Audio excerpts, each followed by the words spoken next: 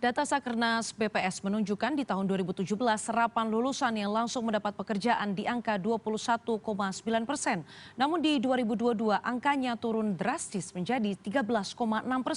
Zaman kian berkembang, namun mengapa justru lapangan pekerjaan tak ikut tumbuh seimbang? Kami akan melihat perspektif CNN Indonesia soal fenomena ini bersama wakil pemimpin redaksi CNN Indonesia Revolusi Riza. Selamat malam Mas Revo. Selamat malam Diana. Mas Revo, ini di zaman serba maju dengan informasi tersedia di mana-mana, warga di sejumlah tempat mengaku sulit cari pekerjaan. Ada apa ini? Apakah karena ada jembatan informasi yang hilang atau sebenarnya lapangan pekerjaan berkualitasnya yang menipis? Ya, kalau kita melihat kondisi saat ini Diana, kalau misalkan ada beberapa job fair yang kemudian dibanjiri dan bahkan rusuh ya, seperti yang kemarin terjadi ricuh ya, seperti yang kemarin terjadi di Bekasi, bisa kita lihat bahwa realitas di lapangan berarti realitas di masyarakat, berarti pencari kerja itu angkanya masih sangat-sangat tinggi. Dan ini relate kalau misalkan kita melihat dengan data yang di hasil survei BPS dari pada tahun 2025 terakhir ini. Kalau kita lihat data dari BPS, tingkat pengangguran terbuka nasional itu kan mencapai masih ada sekitar 4,76% gitu ya. Itu angka nasional. Kalau kita lihat angka per provinsi dan bahkan per kabupaten kota, kalau kita lihat di provinsi DKI Jakarta misalnya, tingkat penganggurannya itu bisa 6, sekian persen gitu. Di Jawa Barat juga sama, 6, sekian persen. Dan di Kabupaten Bekasi, spesifik di Kabupaten Bekasi, tingkat pengangguran terbukanya mencapai angka 8,82%. Artinya hampir 2 kali lipat dari indeks tingkat pengangguran terbuka nasional. Gitu. Nah, jumlah penganggurannya kalau misalkan kita bicara dalam tataran angka, gitu, di Indonesia itu penganggurannya masih 7,28 juta orang, gitu, meningkat 83.000 dibanding tahun sebelumnya. Jadi tidak mengherankan kalau misalkan ada lowongan pekerjaan, apalagi dalam job fair seperti yang kemarin terjadi di Bekasi dan kemudian ricuh, itu peminatnya sangat-sangat tinggi, gitu ya. Dari angka lapangan pekerjaan yang disediakan sekitar 2.000 sekian gitu ya, yang hadir bisa 25.000 orang gitu. Perkiraan panitia pesertanya hanya 10.000 gitu ya. Tapi acara tersebut yang hadir lebih dari 25.000 pencari kerja. Sementara lowongan pekerjaan yang tersedia hanya sekitar 2.500 dari 60-an sektor pekerjaan gitu ya. Jadi artinya ada 10 kali lipat peminat dari lowongan yang tersedia. Nah, ini tentu kan menjadi cerminan gitu ya, cerminan bahwa ya kita masih di Indonesia itu masih punya PR yang cukup tinggi untuk menangani masalah pengangguran ini. Di satu sisi yang lain gitu ya, Diana, tidak hanya mengalami pengangguran, tapi kan juga kita tahu bahwa ada beberapa case lain gitu. Misalnya kita saat ini ada penurunan pelemahan daya beli masyarakat gitu. Kita udah deflasi tahunan pertama sejak tahun 2000 gitu. Pada Februari 2025 kemarin Indonesia mengalami deflasi tahunan sebesar 0,09%. Ini yang pertama sejak tahun 2000. Sehingga kalau misalkan kita deflasi artinya memang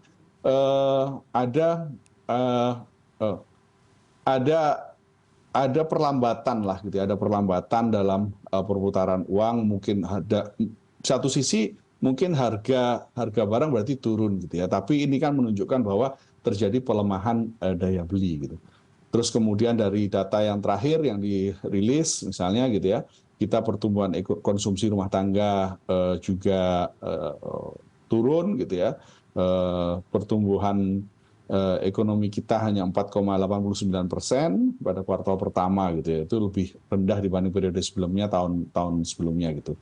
Nah, angka-angka ini, indikator-indikator ini tentu menjadi warning gitu ya, menjadi alarm buat pemerintah karena pertama pengangguran masih cukup tinggi, kemudian ada penurunan daya beli, pengangguran juga masih tinggi gitu ya, sehingga ini perlu respon yang cukup serius dari pemerintah untuk mendorong pertumbuhan ekonomi dan mendorong supaya terjadi pembukaan lapangan pekerjaan di banyak sektor, Diana. Mhm. Ini menarik Mas, bahwa memang ternyata lapangan pekerjaannya kemudian dengan jumlah lulusan yang ataupun para pencari kerja ini ekuivalensinya belum ada begitu. Nah ini kita ingat juga ya Mas ya, beberapa waktu lalu ada penutupan pabrik bata, kemudian kita ingat juga ada Sritex. Ini adalah pabrik-pabrik yang termasuk dalam industri padat karya yang kita tahu banyak menyerap tenaga kerja begitu, terutama di sektor formal. Tapi malah bubar. Apakah ini juga yang mempengaruhi persaingan kerja semakin ketat lintas usia, tidak hanya lulusan baru, tetapi juga mungkin yang berusia lanjut begitu? Iya, Diana, kan tadi misalnya kan kalau misalkan kita bicara soal angka pengangguran terbuka gitu ya, itu hanya pada angka mereka yang baru lulus dari usia sekolah gitu ya, apakah dari SMK, SMA atau universitas gitu. Sementara kalau misalkan kita lihat fenomena sebelumnya, ketika pemerintah provinsi DKI itu membuka lowongan pekerjaan untuk PPSU, Diana mungkin ingat ya, itu kan juga membludak ya, peminatnya untuk pekerja-pekerja PPSU yang notabene itu misalnya adalah pembersih jalan gitu-gitu ya Diana ya, itu kan juga cukup tinggi dan yang melamar tidak hanya usia-usia baru lulus sekolah tapi juga bahkan ibu-ibu rumah tangga ikut melamar karena desakan ekonominya gitu. Mungkin selama ini juga ada beberapa orang yang sudah bekerja di sektor-sektor non formal, apakah itu menjadi tukang driver ojek online misalnya, turut juga membutuhkan pekerjaan-pekerjaan yang dirasa lebih pasti dalam pendapatan misalnya. Maka itu kemudian PPSU kemarin ketika ada lowongan PPSU juga membludak gitu ya peminatnya gitu. Karena mungkin di beberapa sektor informal, apakah itu menjadi pedagang kaki lima, apakah itu menjadi driver ojek online, itu kan pemasukannya bukan pemasukan yang pasti setiap bulannya gitu. Maka mereka mungkin membutuhkan pendapatan yang lebih pasti. Nah ini yang kondisi-kondisi ini, kondisi-kondisi real yang saat ini, fenomena-fenomena yang ada di lapangan inilah yang ya saya sih yakin gitu ya, kita semua yakin ini sudah terpantau oleh pemerintah dan kita mendorong juga pemerintah supaya bisa menciptakan, memprioritaskan penciptaan lapangan kerja, kemudian adanya misalkan ya hal-hal lain, misalnya relokasi anggaran untuk sektor-sektor industri padat karya yang seperti tadi disampaikan oleh Diana gitu ya. Apakah misalnya mengalihkan sebagian tidak hanya dalam bentuk menarik investor untuk sektor manufacturing misalnya, tapi juga mungkin mengalihkan sebagian belanja negara ke program-program padat karya tunai, misalnya membangun infrastruktur dasar, irigasi, sanitasi, jalan desa, pasar rakyat gitu ya. Ini kan juga sejalan dengan program pemerintah misalnya mendorong ketahanan pangan gitu. Mendorong ketahanan pangan ini kan tidak hanya mencetak sawah-sawah baru, tapi juga misalnya membangun infrastruktur dasarnya seperti irigasi, sanitasi, jalan desa, untuk logistik dan sebagainya gitu ya. Terus kemudian misalnya kita juga punya dari data-data yang ada gitu, ternyata lulusan SMK dan universitas adalah kelompok pengangguran yang cukup tinggi juga gitu. Sehingga dengan begini maka Kementerian Pendidikan Dasar dan Menengah maupun Kementerian Pendidikan Tinggi dan Sains Teknologi perlu memikirkan bahwa lulusan-lulusan dari SMK maupun universitas itu memiliki cukup kompetitif gitu ya, cukup kompetitif lulusannya sehingga bisa terserap dalam lapangan pekerjaan. Karena sekarang juga masih merupakan penyumbang kelompok pengangguran tertinggi. Hal-hal seperti ini yang sepertinya memang masih menjadi PR pemerintah kita gitu ya Diana ya. Itu juga masih belum seperti kita bicarakan dalam editorial view beberapa waktu yang lalu terkait dengan masih terkait dengan pada waktu itu kita bicara soal insentif gitu ya, 6 paket insentif yang diberikan oleh pemerintah, bahwa 6 paket insentif itu hanya sebagai painkiller gitu, tapi yang dibutuhkan adalah jangka panjangnya adalah bagaimana kemudian membangun lapangan-lapangan pekerjaan dan mendorong supaya daya beli masyarakat itu juga tumbuh sehingga iklim investasi di masyarakat juga ikut tumbuh. Itu yang bisa kita lihat ya Diana dalam kondisi saat ini sekarang.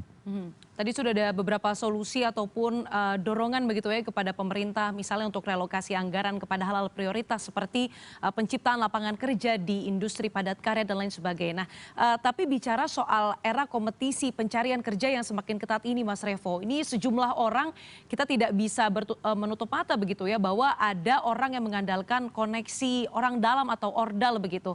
Kalau menurut Anda ini sebenarnya apakah kurang elok dilakukan atau justru strategi di era kompetisi pencarian kerja yang semakin ketat? Ya, dari zaman dulu kan selalu kita misalnya sejak reformasi 98, salah satu yang ditolak adalah nepotisme gitu ya.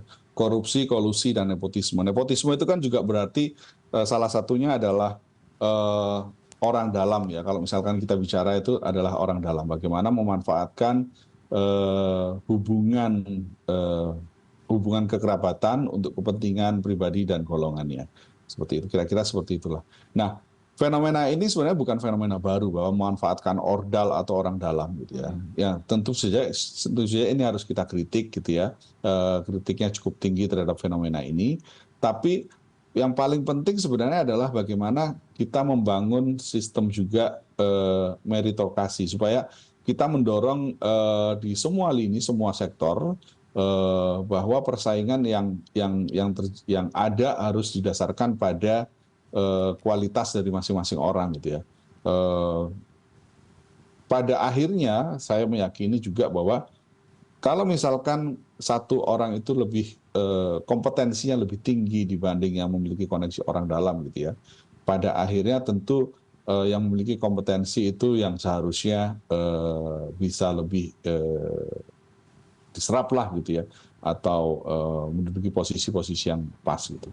Baik. Nah, tapi ya memang fenomena ini bukan fenomena baru yang terus ada dan kita mendorong supaya persaingan terbuka, transparansi itu dibangun di semua sektor, tidak hanya di pemerintahan tapi juga di sektor-sektor swasta. Sehingga dengan begitu kalau misalkan sistemnya transparan, maka yang terbaiklah yang akan menduduki posisi. Sehingga kemajuannya akan lebih cepat dibanding hanya mengandalkan kalau misalkan kita tidak transparan atau hanya mengandalkan koneksi ya Diana ya dalam beberapa hal. Baik, berarti relokasi anggaran atau mungkin refocusing anggaran ke hal-hal yang penting termasuk soal penciptaan lapangan kerja, kemudian juga ada memelihara sistem meritokrasi itu sendiri, dan tak lupa memperbanyak pintu-pintu komunikasi, saluran informasi soal lapangan pekerjaan kepada masyarakat. Terima kasih Wakil Pemimpin Redaksi CNN Indonesia, Revolusi Riza, pada malam hari ini di CNN Indonesia Prime News. Terima kasih Diana.